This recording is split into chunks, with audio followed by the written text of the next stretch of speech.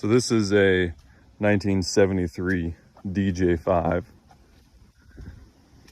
I got it from a guy I know that lives in Livermore, California, and he did some modifications to it, put a small block Chevy in it, turbo 400.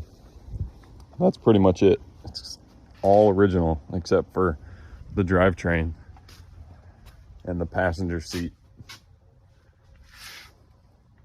It runs, it drives, no rust. Really cool truck. So this is the engine compartment. It's not too bad actually. There's quite a bit of room. It's not the best job I've seen for installing a small block Chevy in something, but it's definitely in there. One problem I noticed with this setup specifically is that the stock radiator was used and it's not adequate. It gets up to about 230 degrees when you drive it anything past 20 miles an hour, so it definitely needs a aftermarket aluminum radiator. We'll do a little startup here.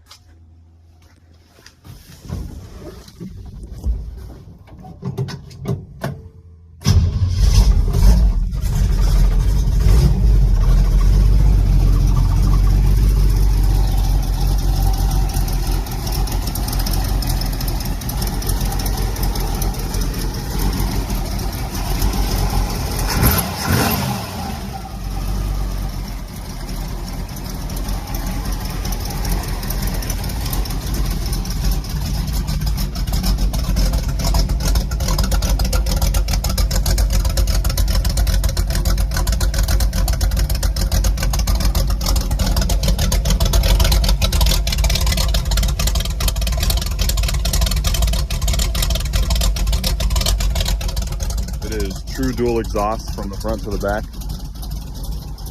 with cast manifolds, and I believe the cast manifolds were used because of them being compact.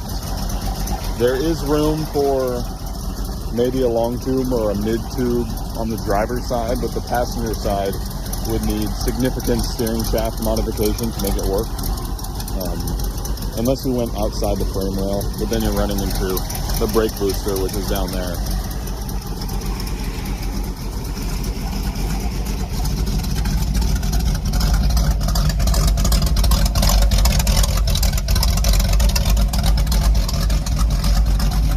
So plans for this truck are to convert the front suspension to IFS. It is currently solid axle with leaf springs, and it does not ride very good. The rear is a Dana 44, I believe, with leaf springs as well. It does have limited slip, so it does not do a one tire fire, if you will. So that is a good bonus. I don't really have to do anything to the rear end other than the suspension. I was thinking about taking a S10 front clip and reworking the whole front suspension, but I would run into issues with it being right-hand drive, which is something I definitely want to maintain. That adds some uniqueness to it, I think. And as for the rear suspension, I probably want to go to some sort of 4-link, or maybe just flip the axle, put the axle on top of the leaf springs to lower it a lot, and C-notch the frame if I have to. It looks plenty of room if I need to take this part of the floor out, but it's all unknown. I am not set on doing an S10 front end. I also have Chevy Loves, so I could use a Chevy Love front end. Both are fairly cheap, equally as difficult to swap. It would all come down to what's easier to turn into right-hand drive.